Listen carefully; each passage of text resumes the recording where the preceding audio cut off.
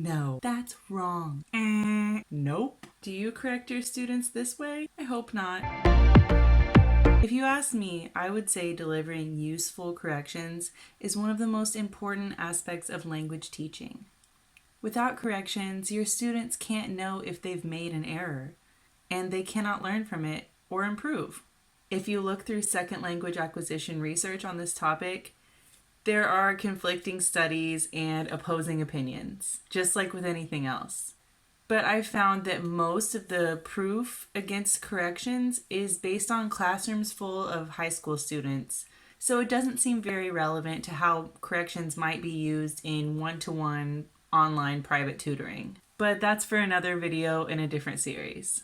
There are many ways to provide corrections. This new classable series, Kind Corrections, will be made up of short-ish videos, each focused on a different aspect of corrections or feedback. Let's start by considering why students make errors. Number 1, mistakes. If a student is speaking quickly or focused on the content of their speech rather than the form, they might make a one-off error. This would be something that they really do know the rule about and they just slipped up in the moment. Number 2, over-regularization. The student might know a basic grammatical rule, but they don't know all of the exceptions. Children often do this while acquiring their first language, and it's a totally normal stage of learning for children and for adults who are learning their L2. For example, you might hear a child or an adult student say, "He runned all the way home." The speaker might not realize that ran is irregular. This type of error is an important cue, pointing to what the teacher should address in future in-depth lessons beyond just correcting right now. Number 3, guessing. If your student's L1 is in any way related to the target language, then they might sometimes rely on using cognates or applying rules from their L1 that they think will probably transfer to the new language. In some cases, this will result in miscommunication, and the teacher can explain the concept of false cognates or false friends, and then supply a better translation to use. When this happens with grammar, the teacher can break down how the meaning is being misconstrued through the use of an improper grammatical structure. For example, a translation from French of "you miss me" and "I miss you." These structures have to switch when you translate from French to English, and that's often really hard for students to deal with. It was hard for me to learn too. But having it explained to me over and over again that I wasn't saying what I thought I was saying, it finally clicked. And it happened through correction. Number 4, misunderstanding. Sometimes your student will respond to an open-ended question with yes or no, or they will respond with some information that seems totally random.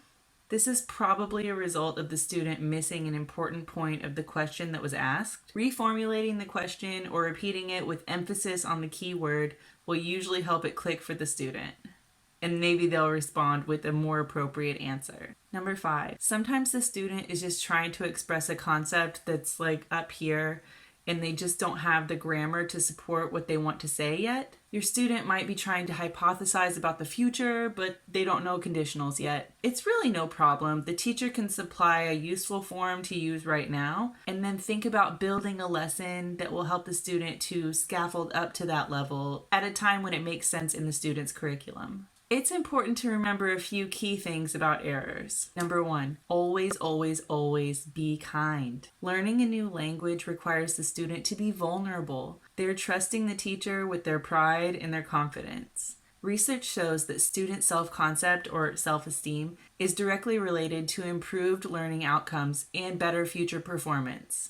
So giving corrections without undermining the student's confidence is essential. Number 2, errors are how we learn. Make sure you point that out to the student and show them what it is they can learn as a result of the error that they've just made. Number 3, native speakers make mistakes and also have some true errors in their speech. I will have edited out so many mistakes from this very video before you see it.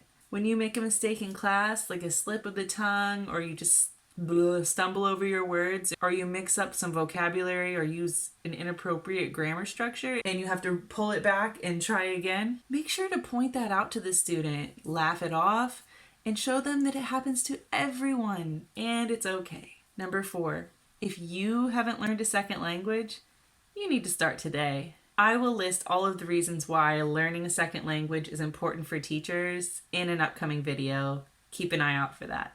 That's all for now. Leave me a comment about the funniest error or mistake that you've made in your second language. I'll pin a comment below about mine. Make every class your best class. Bye!